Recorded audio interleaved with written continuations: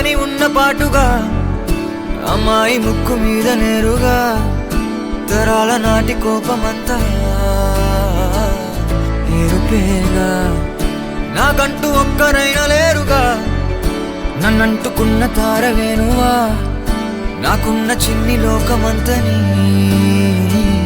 పిలుపేగా తేరి పార చూడసాగే